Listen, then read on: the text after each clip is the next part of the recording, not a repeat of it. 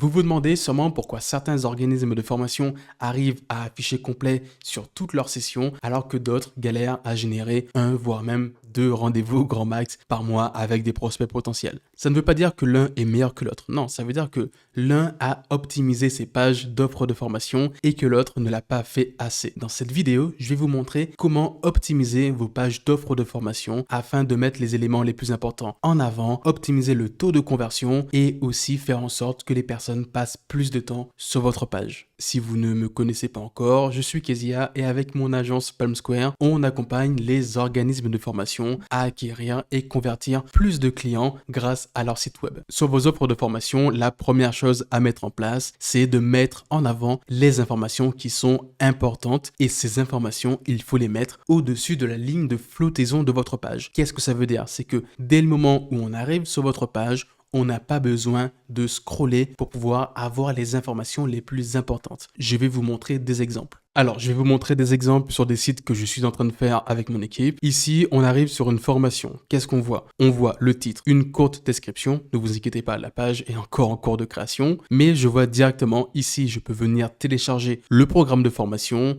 J'ai la durée, le nombre de jours, le prix, quand est-ce que la formation et le programme a été mis à jour. Là, le tarif en inter, le tarif en intra. Bon, j'ai même pas besoin de scroller ici pour le voir. J'ai toutes les informations donc au-dessus de la ligne de flottaison. Là, dans mon exemple, je suis sur un grand écran, mais sur téléphone, ce qu'on aurait en avant, ça serait ces informations-là. Donc, les infos les plus importantes. Comme ici, pareil, on a les modalités, la durée, les horaires, les dates, les places, on peut s'inscrire ou télécharger le programme. Là, c'est des exemples avec des sites qu'on crée pour des OF, mais c'est aussi le cas avec de plus gros OF. Je prends l'exemple de Creative chez qui on intervient régulièrement en sous-traitance. Ici, là, on arrive sur la page web marketing, on voit quand est-ce que sont les prochaines dates, les avis clients, le prix, c'est éligible CPF, on a un petit menu pour avoir le programme, les dates de session, etc. Vraiment, j'ai pas besoin de scroller, j'arrive sur la page, j'ai les réponses à toutes mes questions. Parce qu'il ne faut pas que la personne, quand elle arrive sur votre page, elle ait besoin de scroller,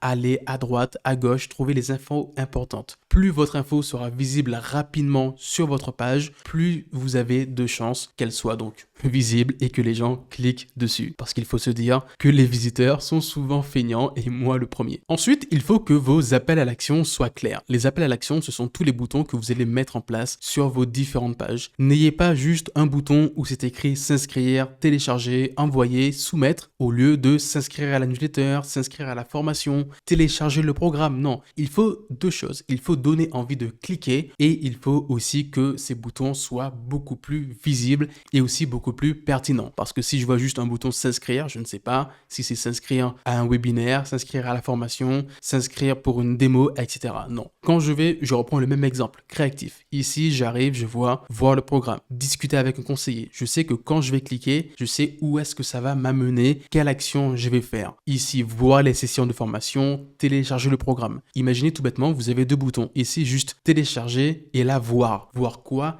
Télécharger quoi? Il ne faut pas que vos visiteurs se posent ces questions. Il faut que quand ils cliquent, ils sachent où est-ce qu'ils vont être amenés. Je réserve ma place, je demande un devis, etc., etc. Autre chose que je vois malheureusement trop peu de fois sur les sites d'énormément d'organismes de formation, c'est que beaucoup d'OF vont donner des livres blancs, des programmes complets de formation, des catalogues, des prospectus, sans rien du tout en échange. Parce qu'ils se disent, ah, j'ai pas forcément envie de demander à la personne son mail, son numéro de téléphone, etc. Non, au contraire, vous faites une erreur. Parce que la personne, si elle veut télécharger le programme de formation et qu'elle ne veut pas déposer ni son mail, ni 2-3 informations personnelles, c'est qu'elle n'est pas du tout intéressée par la formation. Mais à côté de ça, vous pouvez louper énormément de personnes qui sont totalement enclins à faire votre formation, mais tout bêtement, c'est que vu qu'ils ont fait plusieurs recherches, ils vont vous oublier et ils auront plus de chances d'aller voir l'OF qui les a téléphonés 1 ou 2 heures après leur visite. Alors que vous, si vous arrivez à récupérer un mail avec des formulaires ultra simples, vous allez pouvoir relancer vos prospects de manière automatisée ou directement, facilement, les rappeler à la fin de la journée ou le lendemain. Et ça, vous pouvez l'automatiser avec des outils comme Brevo que je vous ai présenté dans une autre vidéo. Et tout ça, vous pouvez l'automatiser avec des systèmes de marketing automation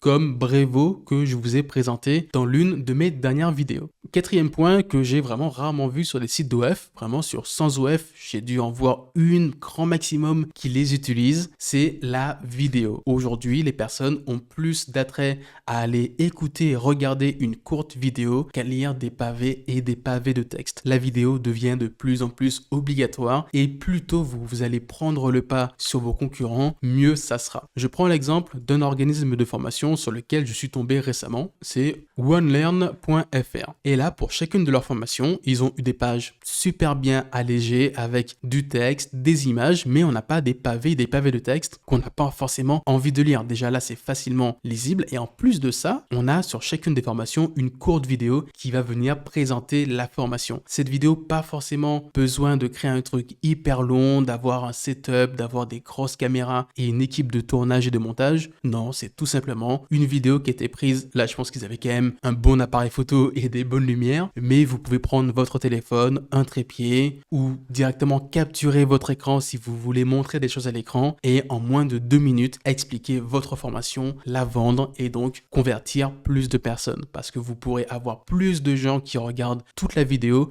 que de personnes qui lisent tout le texte sur votre site web. La vidéo, vous pouvez soit l'utiliser pour présenter des formations ou présenter votre organisme de formation sur des pages à propos afin que ça soit plus percutant, plus simple et aussi beaucoup plus rapide. Et aussi, je ne l'ai pas dit, mais l'avantage de la vidéo avec le référencement naturel, c'est que les utilisateurs vont passer beaucoup plus de temps sur votre site web, sur votre page et donc Google va se dire que cette page est intéressante et va vous rajouter des points positifs. C'était un peu vulgarisé, mais je pense que vous m'avez compris. Et enfin, pareil, une autre chose que je vois encore trop peu souvent, on a des fois des avis clients d'anciens apprenants qui sont mis en avant, mais ce qu'on aimerait avoir, en tout cas sur des formations qui sont pratiques, c'est des études de cas, c'est qu'est-ce qu'on fait les apprenants en suivant la formation. Je reprends l'exemple de onelearn.fr. Tout en bas de chacune de leurs formations, ils ont mis des captures d'écran de qu'est-ce que les apprenants étaient capables de réaliser après la formation. Là, c'est une formation sur SketchUp Pro, un outil de modélisation 3D. Et c'est pareil si je vais sur